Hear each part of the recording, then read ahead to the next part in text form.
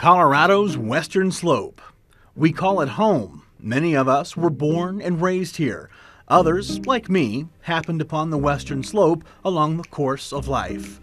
The weather here is varied. We can get cold in the winter and we can get quite warm in the summer, but we're not as hot or cold or snowy or as stormy as the rest of Colorado.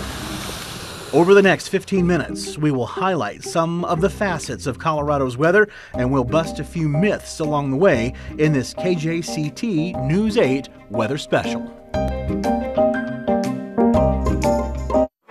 Giving you the facts about Colorado weather and busting some common myths. This is Colorado Climate with Stephen Bowers. I'm First Alert Chief Meteorologist Stephen Bowers. This place we call home is an interesting place. I've enjoyed getting to learn more about it in the year or so that I've been here. Now I want to share with you some of the more interesting aspects of our area's weather. I'll start with the more difficult things, like the rumors and myths that most of us have heard that aren't necessarily true.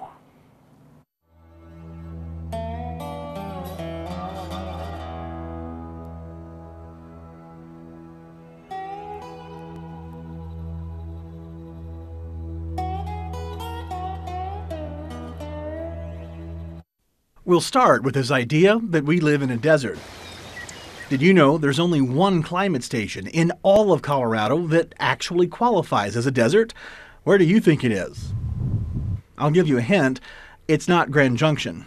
Think about it and we'll come back to it. The desert classification is actually mathematical. There's a fun algebra equation that compares annual precipitation and evaporation with a component called the precipitation threshold. The equation looks like this. 20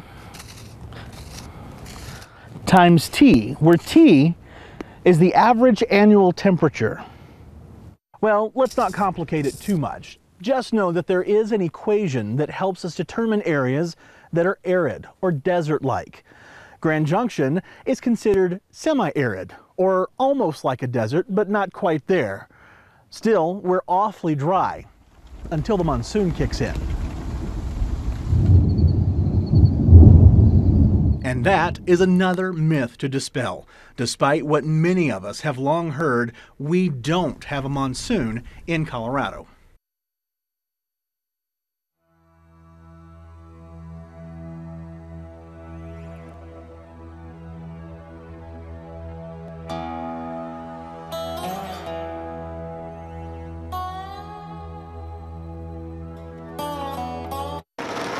It's really just our summer rainy season. It's a monsoon only in the sense that that's what we've decided to call it. Maybe more completely, we have a quasi-monsoon, but a true monsoon involves both a rainy season and a dry season. So, what is a monsoon? Well, it's not heavy rain, though it can be the cause of heavy rain. The most textbook perfect example of a monsoon happens over India. A monsoon, in its simplest definition, is a seasonal wind reversal. In the summer, India gets hot. That hot air rises over the Indian subcontinent, and humid air rushes inland from the Indian Ocean. That humid air starts rising with the heat, and it rises up the south-facing slopes of the Himalaya mountains. That generates rain. In the winter, the opposite happens. The warmer air is over the Indian Ocean, while the air over India itself is relatively cooler.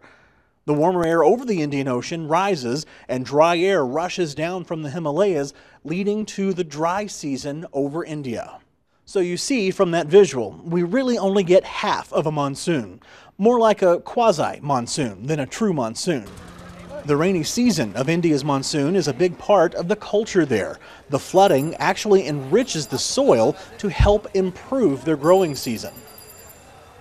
In Grand Junction, an average of about 9 inches of precipitation falls in any given year. Here's what that looks like. What a fabulous picture with about 9 inches of water. Of course, sometimes the airport gets a little bit more or a little bit less, depending on the year. Almost there. All right, right about there. That gives us about 9 inches of water. We'll visualize what that looks like, and yeah, right at 9 inches of water is in this picture. That's not very much water, is it? And remember, most of this water that falls in Grand Junction comes from about 1.5 feet of melted snow, not from our summer precipitation. Where a true monsoon happens, it's all about summer precipitation. Mumbai, India, for example, gets more than 87 inches of rain in a year. That is more than 7 feet of water. Let's try to wrap our heads around that one. There's 3 feet, there's 4 feet, there's 5 feet. I'm not quite tall enough for this one. So let's keep on going to 6 feet, there's 7 feet, and finally 87 inches.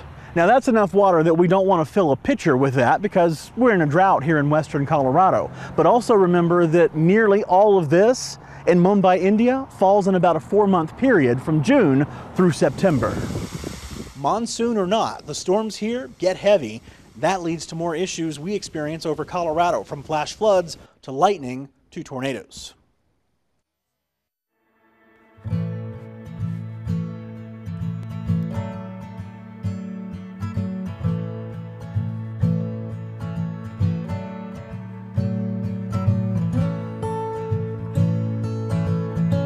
Flooding and flash flooding tend to target the mountains and especially the canyons. There's a reason we make a big deal out of the flooding in Colorado. It's deadly. More than 500 people have been killed in flash floods and floods since the 1860s.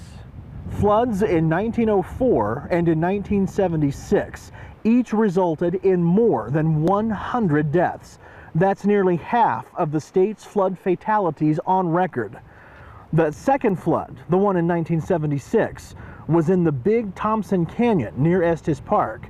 Nearly 150 people died when a thunderstorm dumped about 1 foot of rain in just 6 hours over that canyon.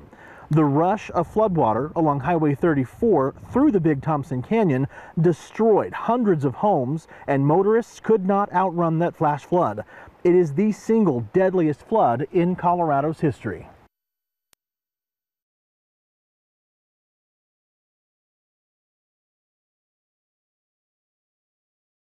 You're watching Colorado Climate with Stephen Bowers. And yes, we do get tornadoes in the state of Colorado. This map behind me shows a plot of all of the confirmed tornadoes that have hit the state since 1950. From these tornadoes, we've had nearly 300 injuries and 5 fatalities. But you look at this map and what you notice is that the vast majority of the tornadoes that have hit the state of Colorado have happened east of the mountains, out across the plains, from Fort Collins and Denver, Colorado Springs and Pueblo, east through areas like Lyman and Sterling, Akron, all the way down to La Junta and Springfield and Lamar. And just east of Lamar is a small town called Holly. You see these orange dots here, those depict the track of the Holly tornado from about 15 years ago. That was one of the strongest tornadoes to hit the state on record. These orange dots that you see, and even that red pair of dots that you see down there south of Springfield, all indicate some of the strongest tornadoes that have hit the state. You get up into the mountains though, these tornadoes become somewhat few.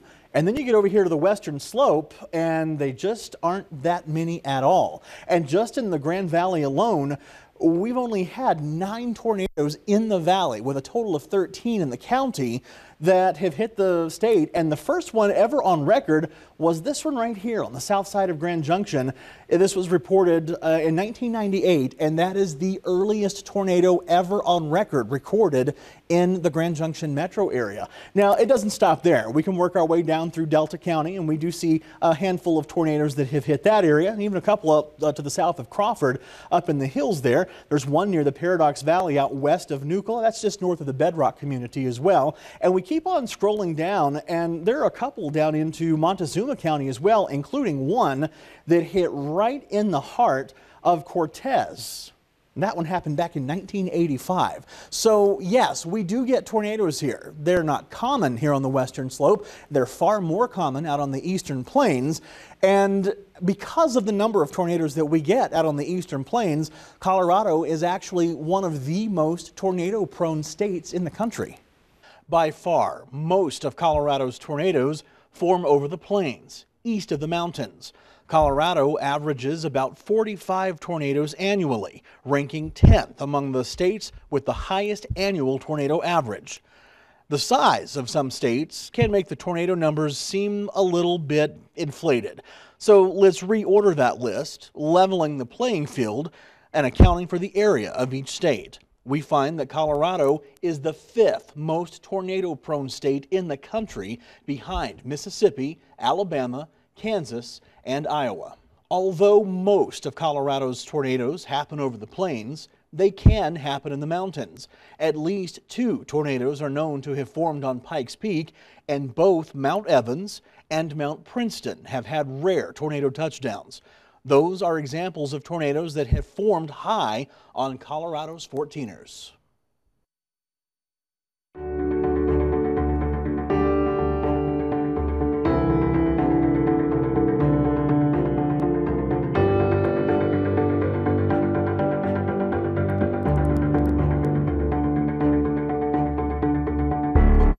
We'll have more details coming up next in the forecast. Let's see, tornadoes, drought, desert, monsoon, floods, flash floods. We've covered a lot of territory in this weather special so far. One thing we haven't talked about, though, is the fall color, and that may be the thing that people most look forward to. We're going to start noticing some fall color here over the next couple of weeks, but I have this map here that I want to show you that illustrates when we can expect peak fall color. And you notice way up north, along and north of I-70, it happens in the last 2 weeks of September, and then you trend later and later toward the middle of October by the time we get to the southern part of the state around places like Cortez and Durango. Right here in the western slope, we can generally expect peak fall color right around October the 1st, give or take about 5 to 7 days on either side. By the way, a note on that fall color. A lot of folks seem to think that maybe that fall color happens because of the cooler weather. That's actually not true. The fall color is actually happening because of the shorter days.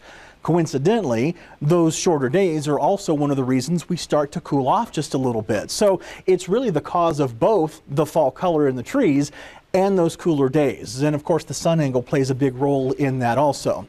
So again, to recap, we've covered the fall color, we've covered tornadoes in the state of Colorado, flooding, flash flooding. Let's see, we've covered the monsoon, we've covered the desert aspect of Colorado.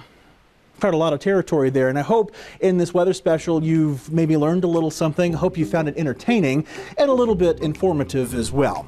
I thank you for watching. I'm First Alert Chief Meteorologist Stephen Bowers. It's time to go do weather.